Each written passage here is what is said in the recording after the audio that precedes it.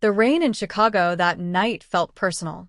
Elena Vargas stood under the flickering streetlight outside Marcus's apartment building, her coat soaked through, phone still glowing in her hand with the video she had just recorded. 30 seconds of pure betrayal. Marcus, her boyfriend of 3 years, laughing between two women on his couch, their clothes scattered across the floor like careless confetti. She didn't cry. Not yet. The shock had frozen everything inside her into sharp, icy edges. Elena had come to surprise him after her late shift at the hospital. Instead, she had surprised herself with how calm she felt while filming through the slightly open window. Calm like someone had switched off all her emotions at once. She turned away from the building and started walking. No destination. Just away. Her heels clicked against the wet pavement, the sound echoing between the old brick warehouses that lined this forgotten part of the near West Side. The video played on loop in her mind. Marcus's voice saying things to those women he had never said to her. At the corner of Fulton and Des Plaines, she stopped under the awning of a closed Italian bakery. Her hands were shaking so badly, she almost dropped her phone. She needed air. She needed to scream. She needed to do something reckless so the pain would have competition. That's when she saw him. He was standing alone under the next streetlight, lighting a cigarette with a kind of quiet patience that suggested he had all the time in the world. Tall, broad-shouldered, wearing a tailored black coat that looked expensive even from 20 feet away.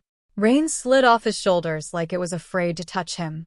His face was half in shadow, but what she could see was sharp, strong jaw, dark eyes, the kind of stillness that made the whole street feel quieter. Elena didn't know why she walked toward him. Maybe because he looked like someone who wouldn't ask questions. Maybe because she was tired of being the good girl who always did the right thing and still got destroyed. She stopped right in front of him. He looked down at her, one eyebrow rising slightly. Up close, he was even more striking. Late 30s, maybe 40. The kind of handsome that didn't try. It just existed, dangerous and calm at the same time. You okay? His voice was low, smooth, with the faintest trace of an accent she couldn't place.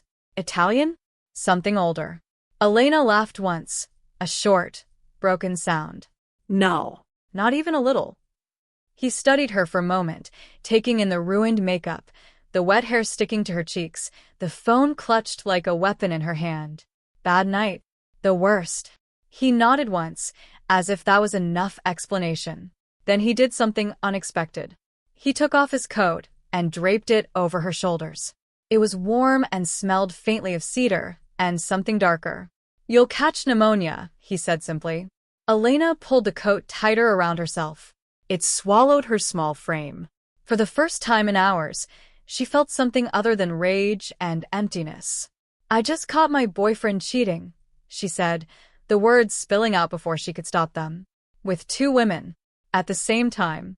In the apartment I helped him pay for. The man didn't look shocked.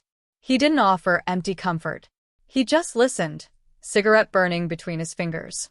That's a special kind of stupid, he said finally. Elena laughed again, and this time it felt real. Yeah, it is. She looked up at him. Rain dripped from her lashes. He was watching her with an intensity that should have scared her, but tonight fear felt distant, like something that belonged to yesterday's Elena. Before she could think better of it, she rose on her toes and kissed him. It wasn't gentle. It was desperate, angry, and hungry. All the emotions she hadn't let herself feel crashing forward at once. Her hands gripped the front of his shirt. His lips were warm against the cold rain on hers. For 3 full seconds he didn't move. Then he kissed her back. Not softly. Not politely. He kissed her like a man who understood exactly what kind of storm she was carrying and decided to meet it head-on. One hand slid to the small of her back, steadying her. The other cupped the back of her neck, fingers threading through wet hair. When they finally broke apart, both breathing harder, Elena stared at him, stunned by her own boldness. I'm sorry, she whispered. I don't even know your name. A small, dangerous smile touched his lips. You don't need to apologize for that. He reached into his pocket and pulled out a sleek black business card. No name. Just a phone number and a single silver emblem that looked like an old family crest. "If you need anything tonight," he said, pressing it into her palm, "call this number. Ask for Luca." Elena took the card, her fingers brushing his. "Luca," she repeated softly. He inclined his head once, then stepped back into the rain like he belonged to it. Within seconds, a black SUV pulled up silently at the curb.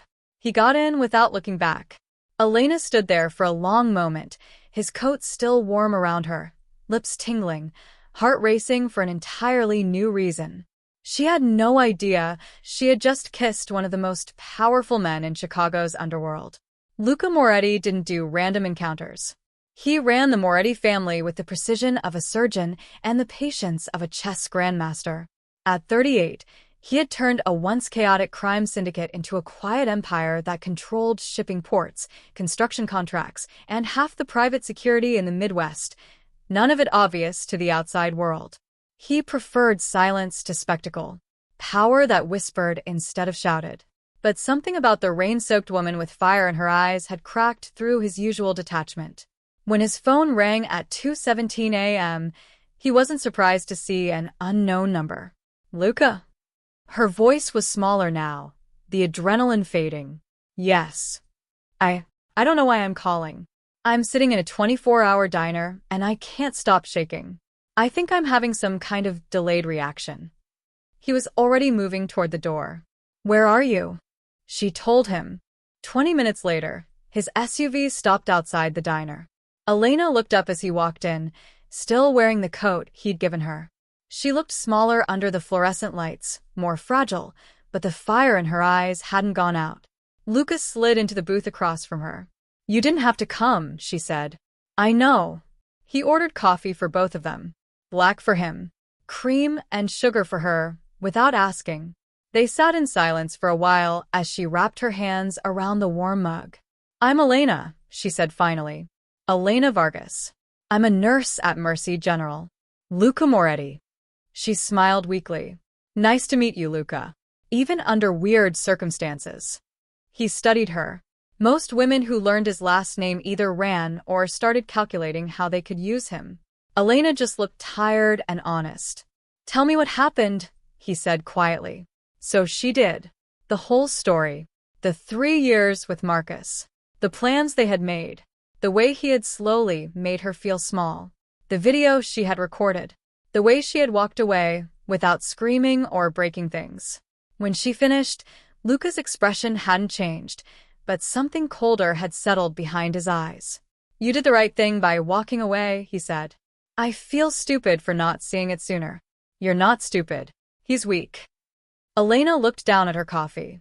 "I kissed you because I wanted to feel something that wasn't pain. I'm sorry if that was." "Don't apologize," he cut in gently. "I didn't mind." Their eyes met across the table. The air between them felt charged, like the moment before lightning.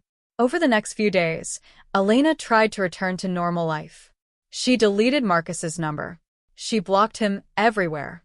She threw herself into 12-hour shifts at the hospital, treating gunshot wounds and car accident victims, telling herself the ache in her chest would fade. But Luca kept appearing. Not in an aggressive way. He was subtle. A bouquet of white roses delivered to the nurse's station with no card. A new winter coat waiting for her in the hospital locker room. Same style as the one he'd given her, only finer. One night after a brutal shift, she found his SUV waiting outside the employee entrance. He didn't pressure her to get in. He simply offered her a ride home. She started saying yes.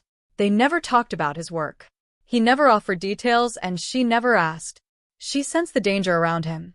The way people in certain restaurants straightened when he entered. The way his phone never stopped buzzing with messages he answered in clipped Italian, but she told herself it wasn't her business. She was just enjoying the feeling of being seen, of being protected without being controlled. Marcus, however, didn't disappear quietly. 2 weeks after the breakup, he showed up at the hospital during her shift, eyes bloodshot, demanding to talk. When she refused, he grabbed her arm in the parking garage. That was the first time Elena saw Luca's other side. She didn't see what happened. She only saw Marcus suddenly pale, releasing her arm like it burned him. then backing away so fast he nearly tripped. Two men in dark suits had appeared from nowhere. They didn't touch him. They didn't need to. Whatever they said in low voices made Marcus look like he might be sick. He never bothered her again. That night, Luca took her to a quiet rooftop restaurant overlooking the river. No bodyguards visible. Just the two of them under string lights, city sparkling below. "I don't want you to think I'm some kind of damsel," Elena said, sipping wine. "I can handle my own problems." "I know you can," Luca replied. "Doesn't mean you have to." She looked at him across the candlelight. "Who are you, Luca? Really?" He was quiet for a long moment. "I run certain businesses in this city," he said carefully. "Businesses that require discretion. And protection." Elena's heart beat faster. She had suspected, of course. But hearing even that much made it real. "Are you dangerous?" she asked softly. "To the people who deserve it?" "Yes." His gaze held hers. To you? "Never." She believed him. Their first real kiss after that rainy night happened on that rooftop. This time it wasn't born of anger or desperation.